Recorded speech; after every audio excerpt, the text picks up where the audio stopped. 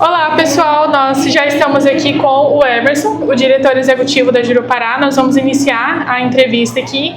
E Emerson, você poderia se apresentar, falar mais sobre a Jurupará, como ela chegou aqui em Aripuanã, qual que é o propósito?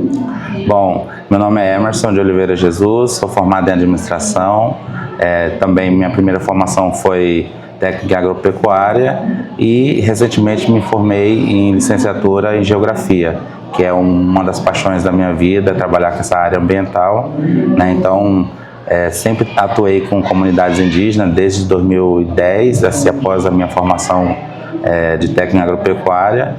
Vim para Aripuanã em 2011, né, mas na minha trajetória de vida sempre esteve muito ligado à questão ambiental. Então, eu sentia muita falta de ter algo mais direcionado para esse campo ambiental, para esse campo de estudar a natureza, de conhecer um pouco mais sobre essa área de conhecimento que é a questão ambiental. Então, a minha formação e minha vivência é tudo direcionada nessa questão ambiental.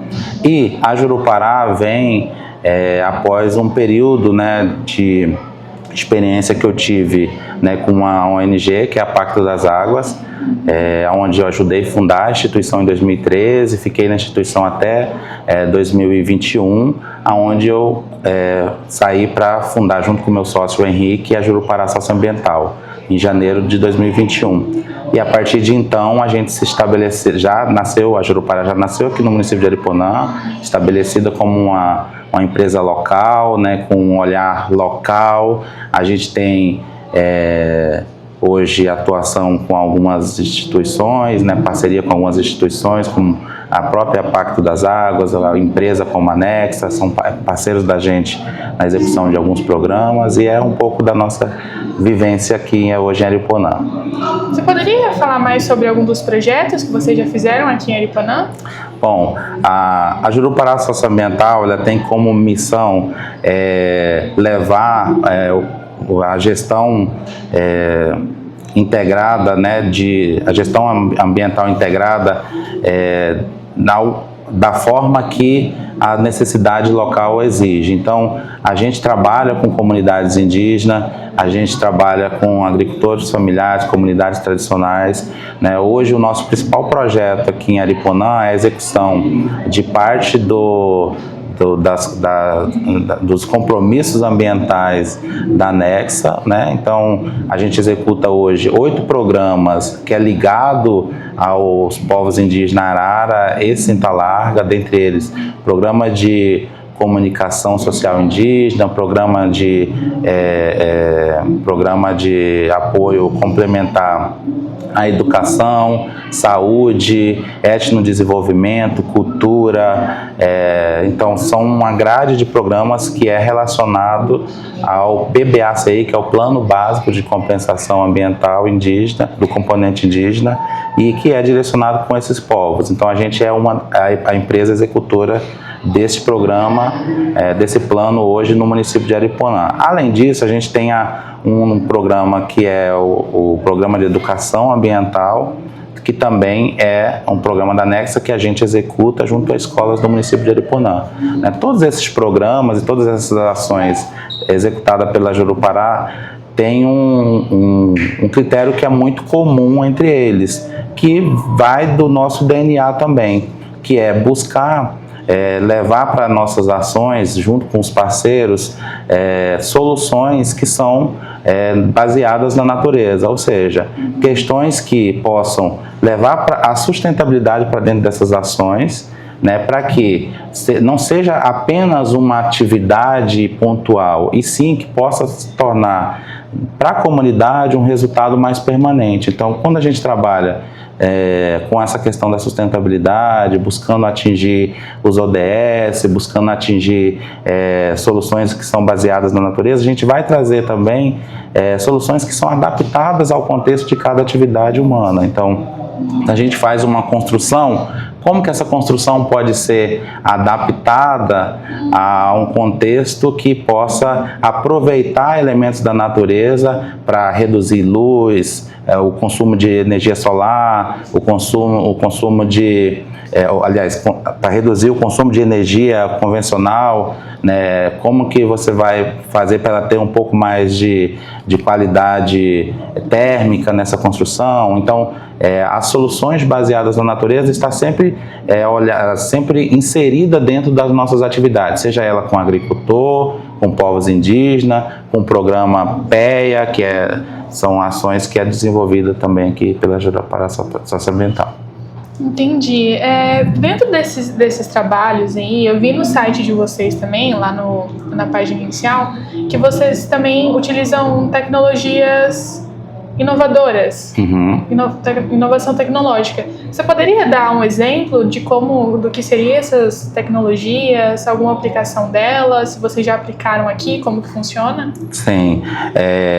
Desenvolver educação ambiental, a gente, especialmente com um público, né, de escola, né, a gente não pode perder a premissa de que a gente também está lidando com um público que é muito exigente. Vocês são muito exigentes, né? Porque vocês estão ao tempo de hoje.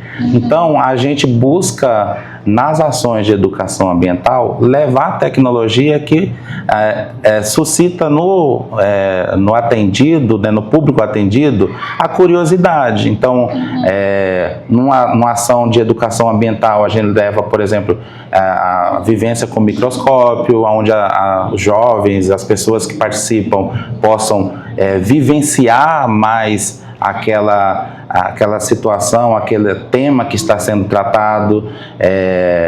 Também o óculos com realidade virtual. Então, hoje a gente tem um problema, né, que é a dificuldade de tirar o aluno, às vezes, da sala de aula, né, para levar a campo. Então, o óculos de realidade virtual acaba levando para esse aluno ou para esse público em sala de aula, ou independente onde ele esteja, uma imersão onde quer que a gente gostaria que ele estivesse. Então, eu posso fazer uma atividade de educação ambiental em sala de aula, onde o aluno possa ter uma imersão no contexto do lixão da cidade, ou na cachoeira, ou com uma comunidade indígena, por meio de um óculos de realidade virtual. Então, o trabalho com as tecnologias, a gente insere muito nesse contexto da educação, porque a gente acredita que são ferramentas que a gente pode utilizar para poder melhorar o aprendizado do público atendido, que nesse caso, uma grande maioria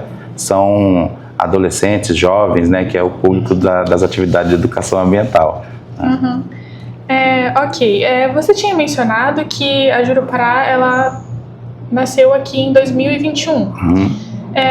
Já são ali 4 anos aqui, sediada em Aripuanã, trabalhando aqui em Aripuanã. Você e o pessoal da Jurupara, vocês veem algum impasse ambiental que tem aqui em Aripuanã? Uma dificuldade da região. Isso, uma dificuldade que vocês veem que já tem há bastante tempo, que ainda não foi melhorada. Se tem algo que poderia melhorar, o que poderia fazer? Se a população de Aripuanã poderia ajudar a melhorar isso de alguma forma? Como eu disse no início, né, moro aqui em Aripuanã desde 2011, né, e conheço um pouco da realidade, não só de Aripuanã, mas da realidade da região noroeste do estado do Mato Grosso, como também de outras cidades amazônicas, né. Então, o modo de vida de Aripuanã é um reflexo de como essa cidade foi colonizada, foi constituída. Sim, né? Então, grandes problemas que a gente tem hoje não é um problema desta gestão ou da outra gestão, é um problema que vem se arrastando de muito tempo. Então, para se resolver alguns problemas ambientais, como, por exemplo, a questão do tratamento de resíduos, a questão do lixo na cidade, a questão do desmatamento, a questão das atividades produtivas, às vezes demora um pouco mais para se solucionar essas questões, porque não depende apenas de um gestor, não depende somente da sociedade. É um conjunto que vai se unindo no processo de conscientização. Eu vejo que hoje um dos nossos maiores problemas assim, a gente pode dividir esses problemas em alguns segmentos, né? Então, falando do setor da área urbana da cidade, a gente tem um problema muito sério com essa questão de tratamento de resíduos, né, da cidade, inclusive esgoto e tudo mais, que pode levar a uma contaminação do solo irreversível, né, uma contaminação dos rios, né? A gente tem que pensar que hoje, aqui na nossa região, a gente está inserido dentro de uma bacia hidrográfica que ela é gigante, que é a bacia do Rio Ariponã, e que essa bacia hidrográfica ela está com outras populações, outras cidades também inseridas.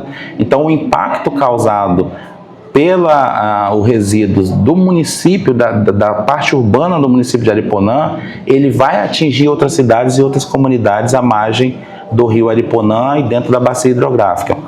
Então, essa questão de resíduos eu vejo como um problema dentro da cidade, mas eu vejo que também é um problema solucionável, porque é passível de maior conscientização da população, assim como é passível de maior busca de recursos por parte do poder público para investir mais nesse segmento.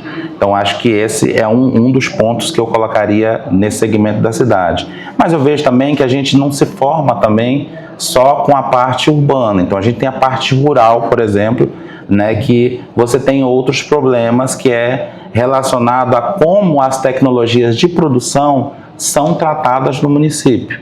Então, você tem agricultores que ainda não usa a tecnologia de produção ainda muito rudimentar, que causam muito mal ainda ao meio ambiente, ao solo, e que isso às vezes não é nem notado por ele. Então ele tem uma área que fica improdutiva e às vezes ele acha que a solução é ele jogar mais adubo químico ou gradear, e ele não busca alternativas de produção, de boas práticas produtivas sustentáveis para poder aplicar naquela propriedade. Então eu vejo que, olhando também para a área rural, essa questão das boas práticas produtivas também é algo que é preciso ser olhado para que a gente tenha, junto com essa solução que se busca para a cidade, de melhoria da questão dos resíduos, também a gente tenha no meio rural uma produção mais sustentável, com menos resíduos que impactam ao solo e também os cursos de águas que são existentes. Então, eu vejo que a gente tem um potencial também junto a isso muito grande, de ser exemplo de cidade, né, regional, porque a gente tem parceiros e instituições, empresas muito importantes, como a própria Nexa no município, que tem um olhar, né, a longo prazo para o município, e isso vai trazer recursos para o município, que o município também possa investir nessas áreas, seja na área rural, seja na área urbana. Então a gente tem um potencial também de solucionar essas problemáticas num período mais curto do que outros municípios da região. Então solução tem, caminhos tem para a gente seguir, né? A gente só não pode deixar essas questões agravarem, né? E ter um rio Tietê daqui mais uns dias, né? A gente já tem pesquisas, né, de 80% dos rios amazônicos já com contaminação com microplásticos.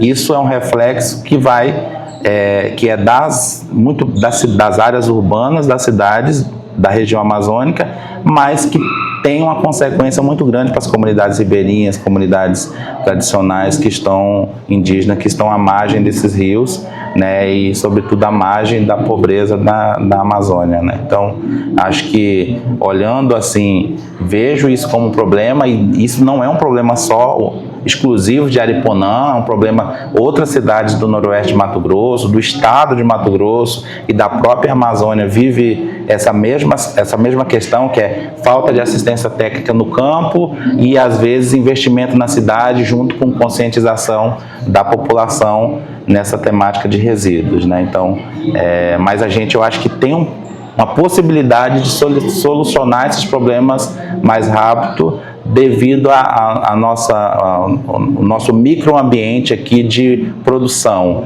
A gente tem uma mudança num curto prazo de cadeias produtivas do município, que a gente vinha de uma cadeia produtiva que era muito mais da exploração madeireira e também voltado para essa questão pecuária, e hoje a gente tem uma terceira cadeia produtiva que é a questão da mineração. Sim. Que isso traz também muita arrecadação para o município. Então a chance da gente solucionar esses problemas juntando investimento do poder público e maior conscientização da população é muito grande.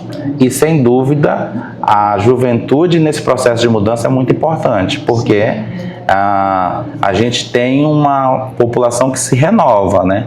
E essa população que se renova, consciente, tem muito mais chance de trazer resultados nesse processo de redirecionamento do caminho do município.